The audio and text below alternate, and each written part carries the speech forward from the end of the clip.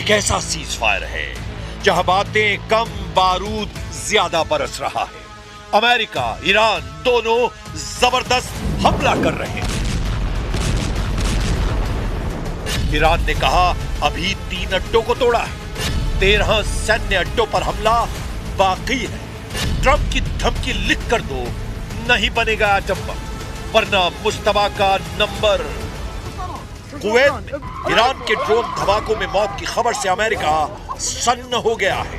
Iran ने America को मदद देने वाले 3 देशों को मिसाइल से फोड़ डाला है। रेवोल्यूशनरी लड़ाकों ने अमेरिकी सैन्य ठिकानों वाले दुश्मन देशों को वार्निंग दी है कि अगला धमाका उन देशों पर होगा जहां भी ट्रंप फोर्स तैनात है। वहीं अमेरिका ने 4 दिनों में चौथी बार ईरान के केशम आइलैंड पर हमला किया। इससे भड़के ईरान ने दावा किया कि कुवैत, इराक और बहरीन में मौजूद अमेरिकी सैन्य ठिकानों को मिसाइल और ड्रोन से भारी नुकसान पहुंचाया गया है। ईरान ने सबसे जबरदस्त हमला कुवैत में किया है, जहां सुबह शुरू हुए मिसाइल धमाके अब भी रुके नहीं है। ईरानी हमलों से कुवैत इंटरनेशनल एयरपोर्ट पर अफरा तफरी मची है। हालांकि कुवैत ने बयान जारी कर कहा है कि उसके एयर डिफेंस सिस्टम दुश्मन की मिसाइलों और ड्रोन को रोकने की पूरी कोशिश कर रहे हैं।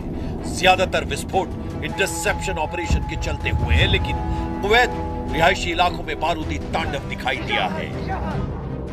ईरान की मिसाइल आंधी से कुवैत में इमरजेंसी जैसे हालात हैं। सेना ने लोगों के लिए एक और चेतावनी जारी की है। कुवैत सेना ने कहा है कि अगर कहीं मिसाइल ड्रोन दिखाई दे तो लोग उससे दूर हो जाएं। संदिग्ध सामान मिलने पर इमरजेंसी नंबर पर सूचना देने की अपील की गई है।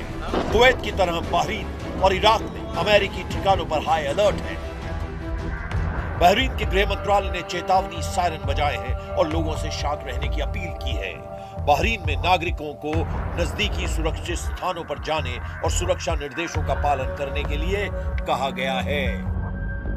ईरान के सरकारी ब्रॉडकास्टर IRIB ने सोशल मीडिया प्लेटफॉर्म एक्स पर कई वीडियो शेयर कर घातक हमलों का दावा किया है। वीडियो में मिसाइलों को बहरीन और इराक के आसमान में विस्फोट का दावा किया जा रहा है, लेकिन अमेरिकी सेंट्रल कमांड ने ईरान के हमलों को खोखला दावा करार दिया है। सेंटकॉम ने कहा है कि ईरान ने बहरीन में यूएस नेवी के 5वें बेड़े के मुख्यालय और एक अमेरिकी एयरबेस पर मिसाइल और ड्रोन हमले का दावा किया है, लेकिन सभी हवाई खतरों को समय रहते रोक दिया गया और किसी भी अमेरिकी सैन्य ठिकाने पर हमला सफल नहीं हुआ है।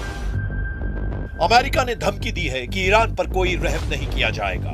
जब तक ईरान अपने एटमी प्रोग्राम को पूरी तरह बंद नहीं करता, तब तक कोई भी प्रतिबंध नहीं हटाया जाएगा। Any sanctions relief is condition based, which means it has to be in return for the reason why those sanctions were put in place in the first place, which is their nuclear program. So yeah, look, Iran is being sanctioned because they enrich uranium. Iran is being sanctioned because they've highly enriched uranium. Iran is being sanctioned because of their nuclear activities. If they agree to give up those things, there will be sanctions relief associated with their commitment and compliance. America को Iran की leadership पर रत्ती भर भी भरोसा नहीं रह गया है। इसीलिए ट्रंप ने एटमी डील की नई शर्त लगा दी है।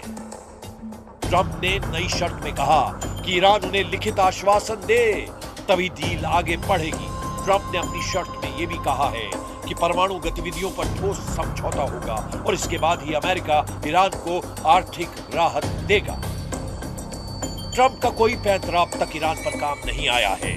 अमेरिका के केशम आइलैंड पर बार-बार हमले की वजह का भी पता चला है।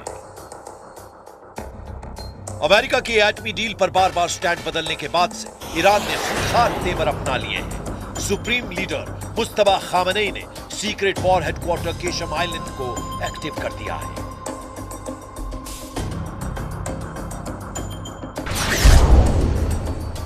केशम आइलैंड फारस की खाड़ी में ईरान का सबसे बड़ा द्वीप है। ये हॉर्मुज़ स्ट्रेट के मुहाने पर है, जहां से दुनिया का लगभग 20 से 25% कच्चा तेल गुजरता है। 135 किलोमीटर लंबे आइलैंड में पहाड़ियों के नीचे ईरान ने सुरंगें और बंकर बनाए हैं। इन सुरंगों में सैकड़ों मिसाइलें तैनात की गई हैं।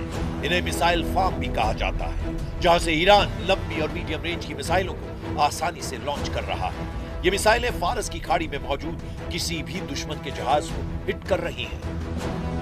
मुश्तबा का ये अंडरग्राउंड युद्ध मुख्यालय गेम चेंजर साबित हो रहा है। ईरान ने केशम आइलैंड को ट्रंप के जंगी बेड़ों की तर्ज पर बना रखा है। इस आइलैंड की पूरी फिल्म ईरान ने रिलीज कर दुश्मनों के होश उड़ा दिए हैं। समुद्री मोर्चे पर ईरान ने अपना इरादा साफ कर दिया है। ईरान के हजारों ड्रोन अमेरिका की नौसेना पर हमले के लिए तैयार हैं।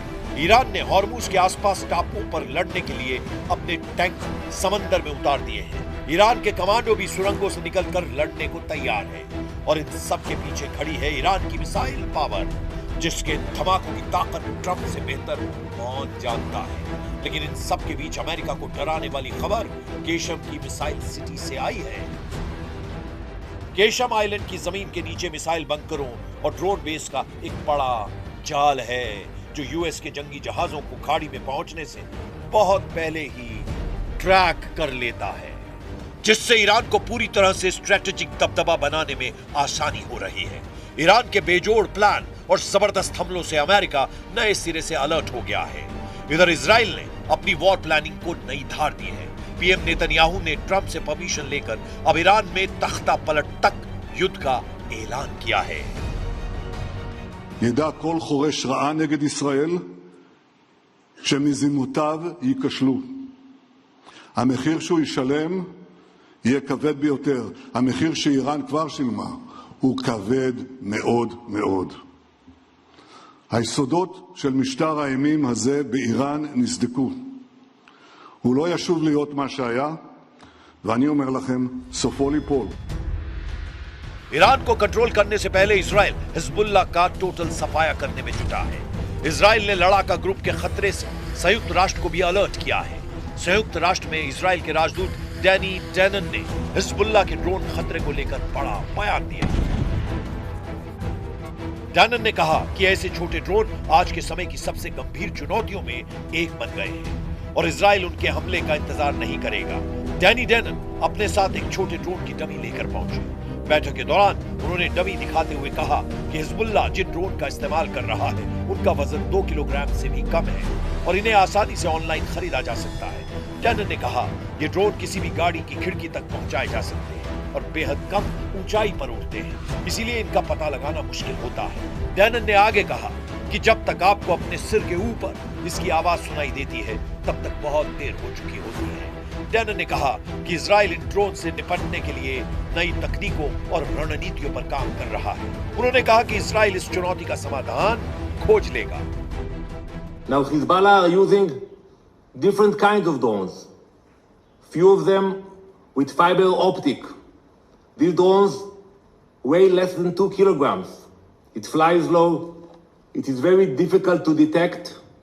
And by the time you hear it above your head, it's too late. इस बीच इराक से इजराइल के लिए गुड न्यूज मिली है, जहां ईरान समर्थित 2 लड़ाका ग्रुप ने सरेंडर कर दिया है। ईरान समर्थित इराकी मिलिशिया अस्साइब अहल अल हक और इमाम अली ब्रिगेड ने अपने हथियारों को इराकी सेना को सौंपना शुरू कर दिया है। हालांकि नेतन्याहू से नाराज ट्रंप ने उन्हें सोमालिया फ्रंट पर करारा झटका दिया है। इजराइल ने सोमालीलैंड को नए देश की मान्यता दी है। सोमालीलैंड को सोमालिया से अलग मुल्क के रूप में मान्यता के मसले पर अमेरिका इजराइल के साथ नहीं है। वॉशिंगटन ने सोमालिया की एकता और अखंडता की पुष्टि की है। मिडिल ईस्ट से आई रिपोर्ट के मुताबिक सऊदी अरब और खाड़ी देशों के प्रेशर में ट्रंप ने सोमालिया का पक्ष लिया है। अमेरिकी विदेश विभाग ने कांग्रेस को सोमालीलैंड को लेकर एक रिपोर्ट दी है। इसमें कहा गया है कि सोमालीलैंड के विकास के लिए सोमालिया में शामिल किया गया था। सोमालीलैंड के साथ अमेरिका के बेहतरीन संबंध हैं, लेकिन वॉशिंगटन सोमालिया की संप्रभुता और अखंडता की पुष्टि करता है। रिपोर्ट में अमेरिकी अधिकारियों के हवाले से कहा गया है कि राष्ट्रपति डोनाल्ड ट्रंप शायद ही सोमालीलैंड को मान्यता देंगे, क्योंकि अरब और मुस्लिम देशों का उन पर दबाव है। सऊदी, कतर और पाकिस्तान जैसे देशों ने इसका खुलकर विरोध किया है। लेकिन इसका एक पहलू ये भी है कि ट्रंप सोमालीलैंड को मान्यता देने की बजाय पूरे सोमालिया को अपने कंट्रोल में लेने की कवायद शुरू कर सकते हैं। ट्रंप ने कई मौकों पर सोमालिया की सरकार और व्यवस्था की तीखी आलोचना की है। ट्रंप सोमालिया को बेईमानों का देश कहते हैं। ट्रंप की नजर में जो भी खटकता है उसका हश्र ईरान जैसा होता है। फिलहाल उन्होंने सारा फोकस ईरान से एटमी डील पर लगा रखा है। ईरान को झुकाने के लिए ट्रंप हथियारों का ट्रेलर रिलीज करते रहते हैं। कुछ दिन पहले उन्होंने जिन हथियारों से ईरान को धमकाया है युद्ध के अगले राउंड में उन्हीं के इस्तेमाल का खतरा है। ट्रंप ने अपने social media platform truth social पर एक वीडियो जारी किया था जिसमें उनका एयरफोर्स वन विमान, फाइटर जेट्स और परमाणु बम वर्षकों के बीच उड़ता हुआ नजर आ रहा था। इस वीडियो में एयरफोर्स वन के साथ F-15 फाइटर जेट, B-1 और B-2 बॉम्बर भी थे। बीच में अमेरिकी राष्ट्रपति का विमान एयरफोर्स वन। ये फॉर्मेशन दिखाकर ट्रंप बतलाना चाहते हैं कि अमेरिका के हमले का वो कैसे नेतृत्व कर रहे हैं। लेकिन ईरान जिस जिद से जंग के मैदान में डटा है उसकी कोई काट नहीं है। ईरान अपने वजूद की लड़ाई में सब कुछ झोंकने के लिए तैयार है। सुपर पावर को बराबर की टक्कर देकर ईरान ने ये बतला दिया है कि हार जीत से अलग इस युद्ध के नतीजे होंगे। खाड़ी में महाशक्तियों के गुरूर टूटेंगे, सबसे घातक हथियारों का घमंड टूटेगा। ईरान कह रहा है कि अब अगर हमला हुआ तो किसी नियम कायदे की परवाह नहीं की जाएगी।